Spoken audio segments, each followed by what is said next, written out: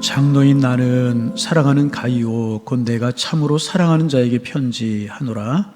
사랑하는 자여, 내 영혼이 잘됨같이 내가 범사에 잘되고 강건하기를 내가 간구하노라. 형제들이 와서 내게 있는 진리를 증언하되 내가 진리 안에서 행한다 하니 내가 심히 기뻐하노라. 내가 내 자녀들이 진리 안에서 행한다 함을 듣는 것보다 더 기쁜 일이 없도다. 아멘. 찬양이 참 은혜가 되는데요, 빨리 마스크를 좀 벗을 수 있는 날이 왔으면 좋겠어요. 그러면 찬양도 더 늘 것 같아요. 우리 다시 한번 박수로 격려합니다. 2층에 있는 분들에게 조금 부탁을 드리거든요. 이제 2층이 내려오기도 편하고 올라가기도 편하고 그래서 2층에 많이 앉으시는 것 같은데, 이렇게 제가 설교하다 보면 1층에 앉으시는 분들만 주로 눈이 마주치거든요. 근데 설교는 눈과 눈이 마주치는 게 은혜가 되거든요.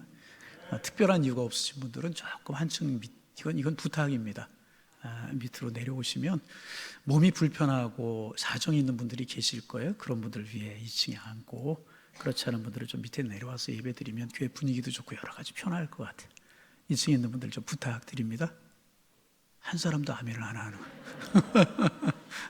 다른 거 아니고 좀 그러면 2층에 앉으면 편한 거 있어요. 이렇게 자리도 앉기 편하고 또 올라가기 편하고 내려오기 편한 거 아는데 몸이 불편하고 빨리 가셔야 돼요. 그런 분들이 있거든. 아니면 여기 내려오시면 훨씬 더 좋으실 것 같아요.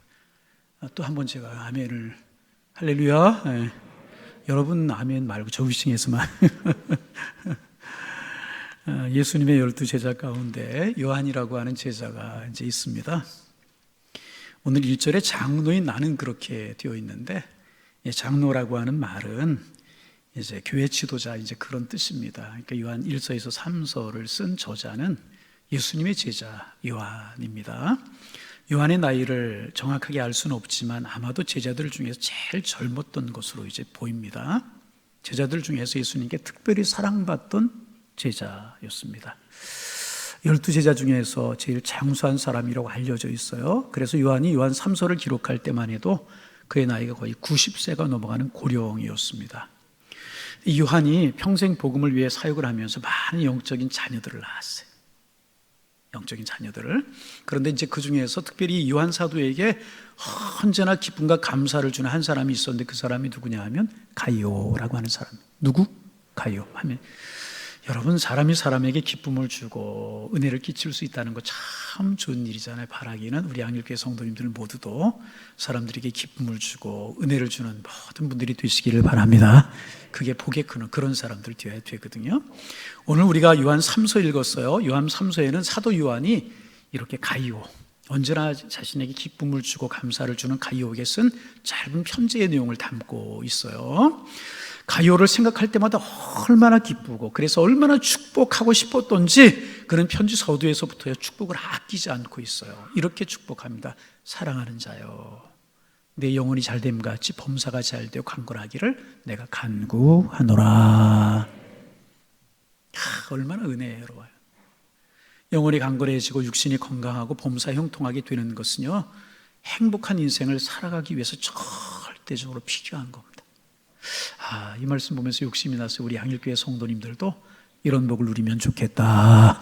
영혼이 강건해지고 육신이 건강하고 범사가 형통하게 되는 복, 그 주인공들 되시기를 주님의 이름으로 축복합니다. 그런데 사도 요한이 가이오에게 축복하는 이 축복은요, 하나님께서 오늘 우리를 향해 축복하시는 축복의 말씀입니다. 그래서 우리가 성경을 읽을 때마다 하나님이 나를 이렇게 축복하시기를 원하시는구나, 내 영혼이 잘 되기를 간구하시는구나, 내 육신이 강건하기를 원하시는구나, 하나님은 내가 원하는 모든 일들이 형통하기를 원하시는구나 하는 사실을 기억할 수 있도록 사도 요한을 통해서 기록해서 오늘 우리로 하여금 이렇게 하시는 것입니다. 그러므로 이 말씀은 우리에게 향하신 하나님의 축복의 말씀인 것입니다. 하나님은요, 우리 영혼만 건강한 것으로 만족하지 않으세요. 하나님은 우리 육신도 가정도 건강하기를 원하십니다. 하나님은요, 성도들이 세상에서 가난하게 살기를 원치 않으세요. 형통하기를 원하십니다. 이것이 하나님 아버지의 마음입니다. 그런데 꼭 기억해야 될 것이 하나가 있어요. 하나님은 영혼이 잘 되는 사람이 육신도 건강하고 범사에 형통하기를 원하신다는 거예요. 영혼이 병든 사람이 만사에 형통하여 세상이 자신만만하게 사는 것, 하나님 원하시는 일이 아니라는 거예요. 그러므로 먼저 영혼의 건강함을 항상 소망하고 이를 위해서 기도하고 애써야 될 것입니다. 그러면 이제 우리가 무엇부터 생각해야 되는가? 그럼 영혼이라고 하는 것이 무엇인가? 영혼이라고 하는 것이 무엇인가? 창세기 2장 7절에 보면 하나님께 사람을 만드실 때 흙을, 세상에 있는 저런 길바닥에 있는 흙을 말하는 것이 아니라 모든 원소로부터 인간을 지었다는 이야기예요. 그리고 그 코에 생기를 루하, 생기라고 그러죠. 생기를 불어넣으셨어요. 그래서 생명이 되었다. 이 말은요, 사람이 영혼을 가진 존재가 되었다, 이제 그런 이야기입니다. 여러분, 미안하지만 짐승에게는 영혼이 없어요. 죄송합니다.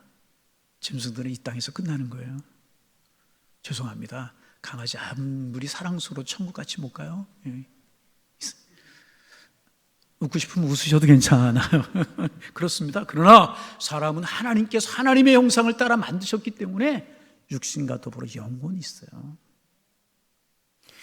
신약 성경에는 영혼이라고 하는 단어를 마음, 정신 이런 단어가 번갈아 사용하고 있습니다. 그래서 영혼이란 뭐냐? 보이지 않는 내면의 자, 성경 용어로 빌리면 속사람. 하나님께서 우리 안에 거하심으로 가득 차릴 수 있는 내면의 실체, 하나님께 거룩한 산제사를 드릴 수 있는 내면의 깊은 곳에 자리 잡은 영혼의 지성소, 아니 깊은 곳에 자리 잡은 지성소, 하나님을 사모하고 사랑하고 갈망하는 우리의 내면의 자아를 영혼이다. 그래서 이분서를 이야기하기도, 삼분서를 이야기하기도 하는데 육신, 영혼 이렇게 분류하기도 하고 육신, 정신, 영혼 이렇게 분류하기도 합니다. 영혼의 세계가 있다는. 시편 기자가 이렇게 이야기해 42장 1절에 보면 하나님이여 사슴이 신의 물을 찾기에 갈급함같이 내 영혼이 주를 찾기에 갈급합니다. 영혼이 무엇이냐? 은혜를 사모하고 주님을 만나고 하나님의 축복을 소유하는, 그게 영혼이란 말이죠. 우리 모두는, 저와 여러분은 이런 영혼을 가지고 있다는 것입니다. 그런데 여러분, 안타까운 사실은요, 세상 사람들은 영혼에 대해서 관심이 없어요. 영혼이 있는지 없는지 정신세계만 있는 것으로 생각을 합니다. 관심이 없어요. 가끔 이제 필봉산에 제가 이제 갈 때가 있어요. 필봉산에 갈 때가 있는데 열심히 운동하는 분들이 많아요. 산에 오르고 계단을 오르고 철봉에 매달려 운동을 하고 건강을 위해서 열심히 운동을 합니다. 또 우리나라 사람들 먹는 거 유난스럽죠. 이것저것 건강하다고 몸에 좋다고 하면 가리지 않고 먹어야 되는 우리나라 사람들, 몬도가네식 식성 세계적으로 유명합니다. 얼마나 건강에 대해서 관심을 쏟고 있는지 잘 보여주는 말씀이죠. 물론 건강한 거 좋죠. 쏟고 있는지를 보여주는 단면입니다. 뿐만 아니라 많은 사람들이 세상에 성공하기 위해서 밤낮 씨름하며 시간과 정력을 투자하고 있어요. 심지어 건강, 세상에서의 출세, 성공, 물질 노력하고 있지만, 그래서 심지어 영혼이 없는 존재처럼 보일 정도로 그런 것에 비해서 영혼에 관심을 가지지 못하며 살아갈 때가 있어요. 여러분, 누가복음 12장에 보면 어리석은 부자를 만날 수 있잖아요. 이 사람이 그런 사람이었습니다. 젊고 건강했어요. 게다가 하는 일마다 잘 돼서 재산이 점점 불어난, 농사를 지면 이상하게 다른 사람보다 잘 돼, 2배, 3배 막 수확을 거두는 것입니다. 나중에는 그 곡식을 쌓아놓을 창고가 없을 정도로 곡식이 넘쳐났습니다. 그래서 가끔 창고 안을 둘러보는 것만으로도 배가 불렀어요. 그래서 이렇게 이야기해요. 내 영혼아, 여러 해 쓸 물건을 많이 쌓아두었으니 평안히 쉬고 먹고 마시며 즐거워하자. 부유한 날을 보내고 있었어요. 그런데 미안하지만 이 사람은 자기의 영혼에 대해서는 관심이 없었어요. 내 영혼아 라고 스스로 말하긴 하지만 정작 영혼에 대해서는 관심이 없었습니다. 먹고 마시고 즐기면 저절로 아름다운 인생이 되는 줄 알았어요. 몸을 잘 위하면 영혼이 절로 따라오는 것으로 착각하며 살아갔던 것입니다. 하나님께서 이 부자를 향하여 하신 말씀 여러분 기억하시죠? 어리석은 자요, 먼저 어리석은 자다. 오늘 밤 내 영혼을 도로 찾으리니 그러면 네 예비한 것이 네 것이 되겠느냐. 어리석은 자요, 오늘 밤 내 영혼을 도로 부르면 내 예비한 것이 누구의 것이 되겠느냐. 여러분, 우리는 어떻습니까? 본래 말씀드린 것처럼 우리의 영혼은 하나님과 만나는 내면의 처소였었어요. 그런데 죄로 인해서 병들고 부패하자 하나님을 만날 수 없는 형편의 모습이 되어버리고 타락하고 말았어요. 하지만 우리가 예수를 믿게 되자 하나님께서 예수의 피로, 예수의 보혈로 우리의 모든 죄를 정결케 씻어주시고 성령을 주셔서 우리의 영혼에 망가진 우리의 영혼을 다시금 회복시켜 주셨습니다. 그래서 영혼이 건강한 모습으로 하나님과 올바른 관계를 유지할 때 비로소 우리의 존재가 행복해질 수 있고요, 우리의 삶이 아름다워질 수가 있게 되는 것입니다. 그런데 우리의 영혼이 항상 건강한 것만은 아닙니다. 우리 육신이 있고 세상을 살기 때문에 때로는 영혼에 이상이 생길 수도 있어요. 그러므로 우리 항상 물어야 돼요. 내 영혼이 강건한가? 내 영혼이 정말 잘 되고 있는가? 한 번씩 진단하면서요, 우리 자신을 돌아볼 수 있어야 될 것입니다. 오늘은 그 돌아보는 시간이 되기를 원합니다. 그러면 어떻게 내 영혼이 건강한가를 돌아보고 진단할 수 있는가? 세 가지만 말씀을 드리려고 해요. 첫째, 내가 하나님으로 인하여 즐거워하고 있는가? 내가 하나님으로 인하여 즐거워하고 있다면 내 영혼은 건강한, 여러분의 영혼은 건강한 것입니다. 그렇지 않다면 내 영혼이 이상이 있다는 거예요. 여러분, 아담과 하와가 에덴 동산에서 행복한 나날을 보냈잖아요. 그때는 하나님과 매일 만났어요. 매일 하나님 찾아오시고 만나시고 찾아. 그들에게서 하나님 가장 즐거움이요, 그들에게서 하나님 가장 큰 행복이었습니다. 하나님이 다가오면 소리만 느껴도 어린아이처럼 주르르 달려가서 하나님의 품에 안기고 또 안겼어요. 그런데 사탄의 유혹에 넘어가잖아요. 죄인이 되었어요. 영혼이 오염돼 버리고 만 것입니다. 그 결과 여러분 나타난 첫 번째 현상 우리가 알잖아요. 하나님이 싫어졌어요. 그렇게 좋던 하나님이 싫어진 것입니다. 그래서 하나님께서 거니시는 소리만 듣자 나무 밑에 숨어버리고 말았잖아요. 영혼이 건강하지 못하자 하나님이 좋아지지가 않으면 싫어진 거예요. 영혼이 건강하지 못하면 아담과 하에게 나타난 이 증세가 우리에게도 나타나요. 하나님이 기쁘지 않은, 즐겁지 않은 신앙생활에 행복하지 못해요. 그래서 묻습니다. 여러분, 예배 드리는 것이 기쁘고 행복하십니까? 성가대만 하면 하는 것 같아요. 다시 예배 드리는 것이 기쁘십니까? 주일 아침 좀 쉬고 싶은데 일찍 일어나서 모든 불편을 무릅쓰고 이 자리에 나오셨어요. 고맙습니다. 잘 나오셨어요. 그러면 그런 불편을 무릅쓰고 우리가 이 자리에 나와 예배 드리는 이유가 무엇입니까?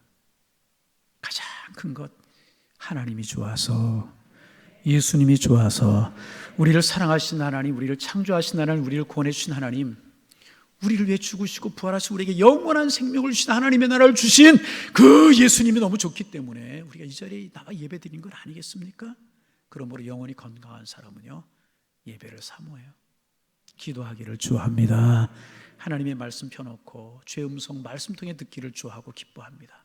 항상 하나님 모시고 살면서요, 하나님과 깊은 교제를 누리는, 기억하세요. 영혼이 건강한가? 하나님으로 인하여 즐거워하고 있는가? 중국에 오는 한 목사님 간증물 읽은 적이 있어요. 아주 부유한 집안의 자녀로 공부도 많이 하시면서 잘하셨어요. 공부도 많이 하시면서 잘하셨어요.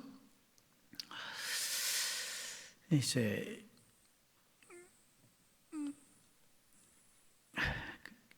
그런데 제가 이게 뭘 잘못 눌러가지고 이제 그런데 이분이 예수님을 만났어요. 그리고 목사가 되기로 결심을 했습니다. 여러분, 중국 공산당 치하에서 목사가 된다는 것, 인생의 모든 행복을 다 포기한다는 것과 마찬가지지 않습니까? 그래서 결국 목사님이 되셔서 지하교회 지도자로 열심히 복음을 전하고 십자가에 피묻은 복음을 위해서 일하시는 거예요. 그래서 결국 체포가 되셨어요. 강제노동 수용소에 끌려가게 되었어요. 그리고 그 악명이 높은 강제노동 수용소에서 18년을 복역했어요. 그리고 이제 풀려나게 되었는데 이분의 몸과 마음이 너무 건강한 거예요. 사람들이 물었어요. 18년이나 강제 노동수요에서 복역한 분이 어떻게 이렇게 건강할 수 있느냐고, 이렇게 몸이 좋을 수 있느냐고. 목사님이 대답하셨어요. 강제 노동소 정말 악명이 높고 지긋지긋하고 무서운 곳입니다. 그런데 제가 이렇게 건강할 수 있던 이유가 있습니다. 그러면서 이제 그분의 이야기를 하셨어요. 공산당에게 눈의 가시처럼 미운 존재가 목사님이었다. 그래서 힘든 일을 다 맡기는 거야. 강제 소용 힘든 일을 다 또 맡기고. 한 번은 이분을 끌어다가 인분을 퍼내는 일을 맡기는 거예요. 인분을 퍼내는.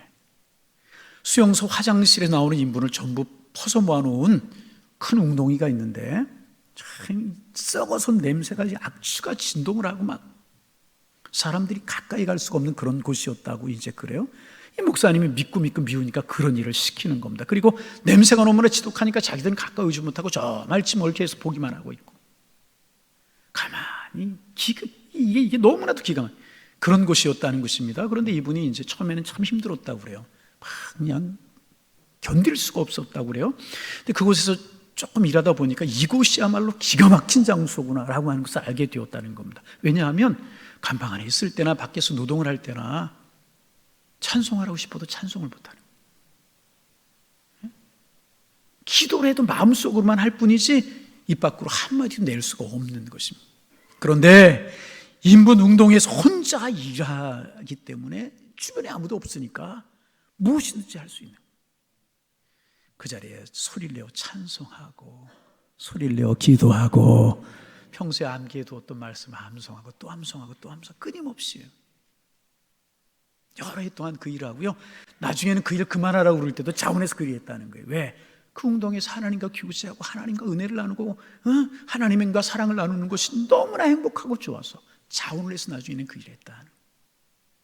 이분이 날마다 불렀던 찬송이 우리가 잘 아는 저 장미꽃 위에 있으리라고 하는, 찰스 마일스라고 하는 분이 쓰신 저 장미꽃 위에 있을 아직 맺혀 있는 그때에 귀에 은은히 소리 들리니 주 음성 분명하다. 주님 나와 동행을 하면서 나를 친구 삼으셨네. 우리 서로 받은 그 기쁨은 할 사람이 없도다. 밤 깊도록 동산 안에 주와 함께 있으려 하나 괴로운 세상에 할 일 많아서 날 가라 명하신다. 끊임없이 그 찬송을, 비록 인분운동이지만 끊임없이 그 찬송을 부르면서 행복해하고 끊임없이 기도하며 즐거워하고 끊임없이 행복해했다는, 하나님과 교제하는, 영원히 하나님을 만나는 행복 맛보고 살았기 때문에 그 악명 높은 강제 수용소 안에서도요 건강할 수 있었다는 것입니다. 여러분, 하나님과 교제하고 함께 있는 그 시간을 사모하고 사랑하고 즐거워하는 사람은요 그 영혼이 즐거운 사람이라는 거예요. 여러분, 여러분의 영혼이 건강하십니까? 하나님으로 인하여 주님으로 인하여서 행복해하고 계십니까? 그런 여러분들 되시기를 바랍니다. 두 번째로 진단해 볼 내용이 무엇인가? 형통하고 건강할 때, 잘 풀려나갈 때 내 마음이 세상으로 기울어져 있지는 않은가 진단해 봐야 해요. 내가 병들었을 때 하나님 없으면 못 살 것처럼 매달렸어요. 내가 가난할 때 세상에 정주지 않고 오직 나를 사랑하신, 나를 위하여 십자가에 죽으신 예수님께 마음을 드렸어요. 일이 제대로 안 될 때 오직 예수님만이 나의 기쁨이요 소망이라고 고백했습니다. 그러다가 건강해지고 형통해지고 세상 사는 재미가 붙고 하는 일이 잘 되자 나도 모르게 점점 세상으로 기울어지게, 점점 기울어지게, 하나님과의 관계는 형식이 되고 많은 시간과 물질, 자신의 즐거움과 행복을 위해서 투자해 버립니다. 영혼의 이상이 생긴 거예요. 영혼의 이상이 생긴 거예요. 여러분, 욥 알잖아요. 왜 욥이 하나님 앞에 아름다운 사람으로 의인으로 인정을 받아요? 많은 자녀도 낳고 복받고 가정도 행복했어요. 부러울 것이 하나도 없고 부유했어요. 그러나 그 욥이 그런 형통을 누리면서도 영혼이 강강했기 때문에 세상으로 기울어지지 않아요. 영혼의 문제가 생기지 않았다네. 31장 24절 25절 보면 내가 언제 금으로 내 소망을 삼고 정금더러 너는 내 의뢰하는 바라 하였던가. 금, 소중한 것들, 세상의 것들 의지하지 않았다는 거예요. 언제 재물의 풍부함과 손으로 얻은 것이 많음으로 기뻐하였던가. 그것으로 인하여서 내가 즐거워하지 않았다는 거예요. 영혼이 건강하기 때문에 세상의 마음을 주지 않았다는 것입니다. 여러분, 하나님께서 우리에게 이런 은혜 주시기를 소망합니다. 이런 은혜가 있을 때 우리의 건강도 물질도 축복이 되고 은혜가 되게 되는 것이라. 마지막 세 번째, 우리가 인생을 살다 보면 풍랑을 만나게 되는데 풍랑을 만날 때, 고난을 만날 때 어떻게 반응하느냐 하는 것을 보면 내 영혼이 건강한지 그렇지 못한지를 알 수가 있는 거예요. 여러분, 우리는요 하나님이 보내서 이 땅에 살아가는 존재들, 믿으시면 아멘. 근데 우리는 절대로 나그네가 아닙니다. 우리는 순례자입니다. 나그네하고 순례자하고 다른 게 뭐냐 하면 나그네는 목표가 없어요. 그러나 순례자는 목표가 있어요. 여러분, 순례자요, 우리가 하나님께 보냄을 받아 한평생 광야 같은 세상을 살아가기 때문에 풍랑과 고난이 있을 수 있어요. 풍랑, 고난은 위기입니다. 위기란 우리 스스로가 통제할 수 없는 사건을 말하는 거예요. 누구나가 이런 위기가 있을 수 있다는 거예요. 우리의 삶을 한번 볼까요? 사람들이 부모 밑에서 자라요. 30대 중반쯤 되면 부모의 그늘에서 벗어나는 단계로 접어들잖아요. 좋은 직장에도 들어가고 만족한 만큼의 연금도 받고 해마다 월급이 올라갈 것으로 생각합니다. 꿈과 이상을 가지고 열심히 살아갑니다. 결혼하면서 우리의 결혼 생활이 아름답고 행복하고 권태가 없을 거라고 믿어요. 그리고 어떤 문제도 생기지 않는다고 확신하며 살아갑니다. 그리고 많은 사람들이 고통하는 병이 있어도 나와는 상관이 없을 거라고 그렇게 30대 살지 않습니까? 그런데 30대, 40대를 그렇게 사는데 30대, 40대를 열심히 뛰면서 앞을 향해 갑니다. 그러다가 이제 50대를 훌쩍 넘겨 50대 중반에 들어가게 되면 주변에 들려오는 소식들이 우울한 소식이, 슬픈 소식이 많아요. 어떤 친구는 이혼을 했고, 어떤 친구는 자녀가 교통사고를 당해서 장애가 되고, 어떤 친구는 부도가 났다고, 명퇴를 했다고 들려온 소문을 보면 이런저런 풍랑을 만나 호적거리는 사람들의 소식들이 많이 들려옵니다. 그러다 60대 중반이 넘어가게 되면 외롭고 차갑고 무서운 인생의 계절인 겨울이 앞에 다가오는 거예요. 그러면 저마다 불안해합니다. 누구나가 경험하게 된 인생의 풍랑들, 고난들입니다. 그런데 여러분, 그때 영혼이 건강하지 못하면, 내 영혼이 건강하지 못하면 이럴 때 정신을 못 차려요. 풍랑을 만날 때 자기를 가누지 못한, 낙담하고 불안해하고 어떤 사람 술독에 빠지고 자포자기하고 헤어나오지 못해. 그러나 영혼이 건강하면, 영혼이 건강한 사람은 이런 위기, 이런 풍랑을 만났을 때 진가를 드러내게 돼요. 이기게 되는, 감사하게 돼요. 마이클 프렌트라고 하는 사람이 있어요. 요트 경주자입니다. 유명한 사람. 미국에서 대서양을 건너 유럽을 대서양을 건너서 이제 유럽을 횡단할 계획을 세웠습니다. 세계 일주 경력이 있었다고 그래요. 그만큼 요트 경주에 있어서는 베테랑이었던 사람이 마이클 프렌트라고 하는 사람이었는데, 이제 대서양을 횡단하기 위해서 코요테라고 하는 중형급 요트를 제작했다고 그래요. 누가 봐도 불화할 만큼 날렵한 몸체를 가지고 견고한 그런 요트를 만들었어요. 그리고 그 요트 안에다 최신 무선 장비를 갖추었다고 그래요. 그리고 혼자서 대서양을 이제 횡단하기 시작을 했습니다. 이 사람이 대서양 횡단에 실패할 것이라고 생각한 사람은 아무도 없다고 그래요. 왜? 베테랑이죠. 또 횡단해 본 경험도 있는 사람이죠. 장비가 최신이죠. 실패할 것이라고 누구도 생각을 못했대요. 그런데 이 사람이 미국을 떠난 지 11일 만에 요트가 행방불명이 되어버리고 만 거예요. 헬기를 띄우고 수색대가 나가고, 결과 포르투갈에서 남쪽으로 720km 떨어진 바다 한가운데에 이 마이클 프렌트 요트가 뒤집힌 채 떠다니는 게 발견된 거예요. 접근해 보니까 이 플랜트라고 하는 사람은 실종이 돼버리고 배만 뒤집혀 있었던 것입니다. 여러분, 그런데 이 요트는요, 뒤집혀도 금방 제자리로 돌아오고 뒤집혀도 금방 제자리로 돌아옵니다. 그렇게 설계가 되었다고 이제 그래요. 그런데 이 요트가 뒤집힌 채로 제자리에 돌아오지 못하고 또 다녔다는 것입니다. 있을 수 없는 일이 생기게 된 거란 말이죠. 그래서 이제 전문가들이 도대체 어떤 일인가 자세히 조사해 보았더니, 요트가 구조가 이제 화면에 뜨고 있지 않습니까? 요트의 중심을 잡기 위해서 요트 수면 아래에 킬이라고 하는 부분, 용골이라고도 그렇게 해석을 하는데, 거기에다가 4톤짜리 줄을 매단답니다. 요트에다가 중심을 잡게 하기 위해서 수면 아래에다가. 그런데 그것이 없어져 버린 거예요. 왜 없어졌나? 바위에 부딪혔나? 왜 그런가? 바위에 부딪힌 흔적도 없다니, 어디로 갔는지 그게 없어져 버리고 말았다네. 여기 화면에 나오는 이제 빨간 데 표시한 그런 부분을 말하는 거예요. 그래서 그것이 있어야 뒤집혔다가도 돌아오고 그러는데, 그게 없어서 제자리에 돌아오지 못했다는 것입니다. 전문가들이 이런 결론을 내렸다고 그래요. 이 플랜트라고 하는 사람이 너무 자신의 기술과 신만 믿었다.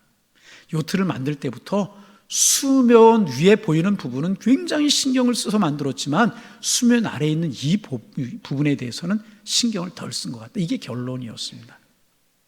날렵한 몸체, 바람을 가다앉고 팽배하게 뻗어있는 돛, 최신 장비로 만든 무선 통신기, 이런 것들은 굉장히 신경을 쓰고 잘 만들었지만 수면 아래 부분, 등한히 했다는, 등한히.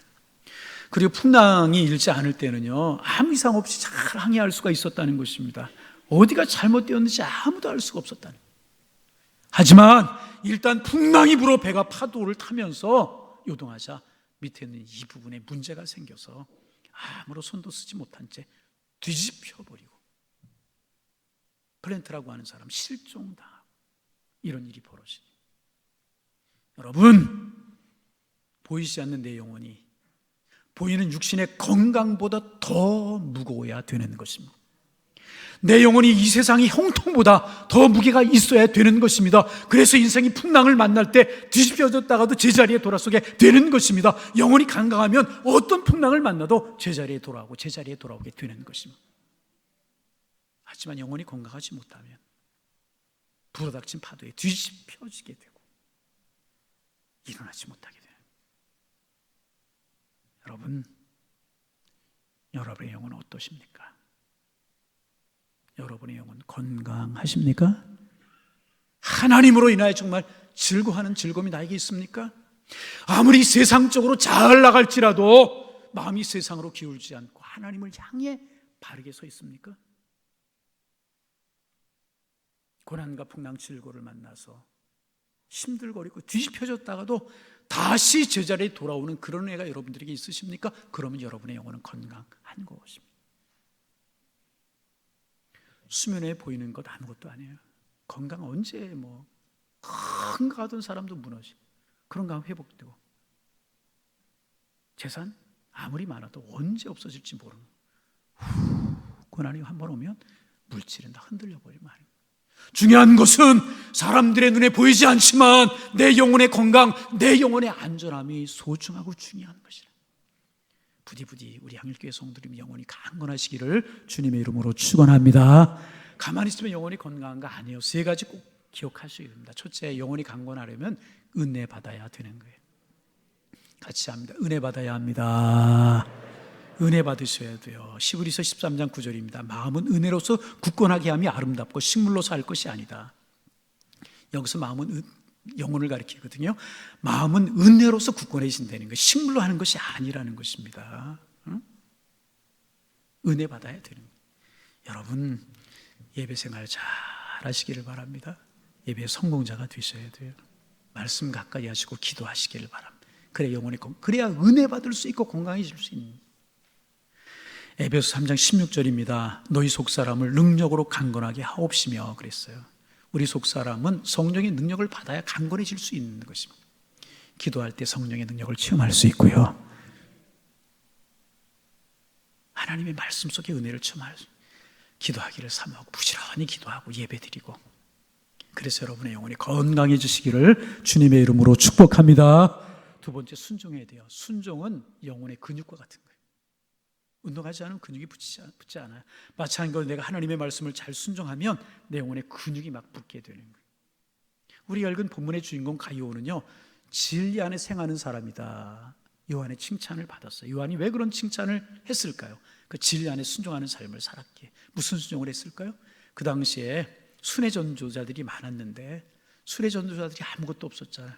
그들을 뒷바라지하고 먹이고 입히는 이런 일들, 사랑을 실천했다는 것입니다. 그래서 진리 안에 행하는 자라고 하는 칭찬했어요. 순종해야 내 영혼이 강건해지는 것. 다시 말하면 말씀 붙들고 잘 살아야 된다. 마지막으로 세 번째는 싸워야 되는 것. 아무나 싸우라는 이야기 아닙니다. 우리에게는 영적인 싸움이 있어요. 우리의 영혼의 힘을 빼버리려고 하고 우리를 실패하도록 만드는 사탄이 수시로 우리를 시험하고 공격합니다. 우리는 영적인 싸움에 승리해야 되는 거예요. 베드로서 5장 8절 9절 근신하라 깨어라 너희 대적 마귀는 우는 사자같이 두루다니며 삼킬 자를 찾나니 너희는 믿음을 굳건하게 하여 저를 대적하라. 유혹을 받을 때마다 도망가는 것이 아니라 시험을 당할 때마다 넘어지는 것이 아니라 맞서 싸워서 이겨야 해. 이런 사람이 영혼이 건강한 사람. 싸우시기를 바랍니다. 사람과 싸우는 사람이 아니라 사탄과 싸우는 사람, 귀신들과 싸우는 사람. 세 가지 말씀드렸어요. 우리 영혼의 건강을 은혜 받아야 되고 순종해야 되고 싸워 이겨야 됩니다. 우리의 영혼이 그렇게 되면 우리 영혼이 항상 강건해서 이 세상에서도 하나님의 사랑을 받게 될 것입니다.